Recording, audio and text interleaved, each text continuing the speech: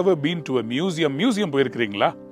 மியூசியம்ல ரொம்ப பழசான காரியங்களை தான் எடுத்து வச்சு, இது அந்த மன்னர் காலத்துல கிடைச்சது, இது இவர் வந்தபோது நடந்தது, அவருடைய டூத் பேஸ்ட், அவருடைய பல் துலக்கின குச்சி, அவர் உட்கார்ந்த கல்லு, இப்படின்னு எல்லாத்தையும் வச்சுக்கிட்டு இருப்பாங்க. ஆனா சிலருடைய வீடே மியூசியம் மாதிரி இருக்கும். பார்த்துருக்கீங்களா? வீட்டுல பழைய துணியை தூக்கி போடவே மாட்டாங்க. எப்போதும் அதை வச்சுக்கிட்டு அதை கழிக்காம வீட்டுக்குள்ள குப்பை சேர்ந்துகிட்டே இருக்கும். சில பேருடைய கட்டிலுக்கு கீழே பார்த்தீங்கன்னா எல்லா குப்பையும் உள்ள தள்ளி வச்சிருப்பாங்க. சில பேருடைய பரணை மேல கிளீனே பண்ண மாட்டாங்க.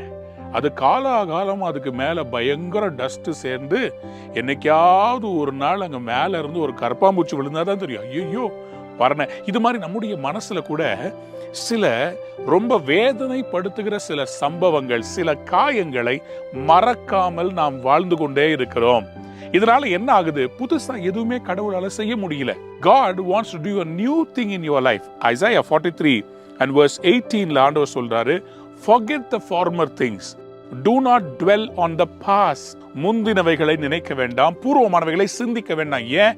நான் புதிய காரியத்தை, எப்போ இதோ நான் புதிய காரியத்தை, அப்படின்னா இப்போ நான் செய்யறதுக்கு ரெடியா இருக்கிறேன். பழச மறந்து நம்மளையே சில நேரத்தில் மன்னிக்க வேண்டியது அவசியமா இருக்கிறது. கடவுள் தன்னை மன்னித்தா கூட சில பேர் தங்களை மன்னிக்க மாட்டாங்க. நான் ஒரு பாவி, நான் இப்படிதான் இருக்கிறேன், என் வாழ்க்கை இப்படிதான். உங்களை நீங்களே மன்னிக்க கத்துக்கொள்ளுங்க.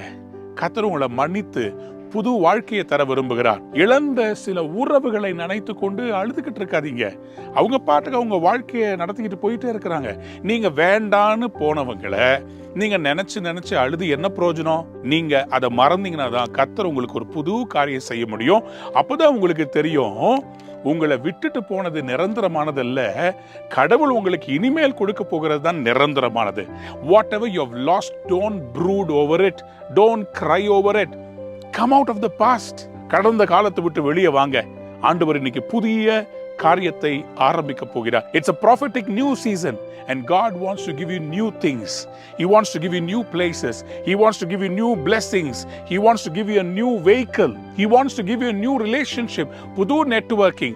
Don't be stuck in the old. Don't be stuck in the past. உங்களை எங்க மதிக்கலையோ அங்கேயே உட்கார்ந்துட்டு இருக்காதீங்க. உங்களை மதிக்கிற இடத்துக்கு போங்க.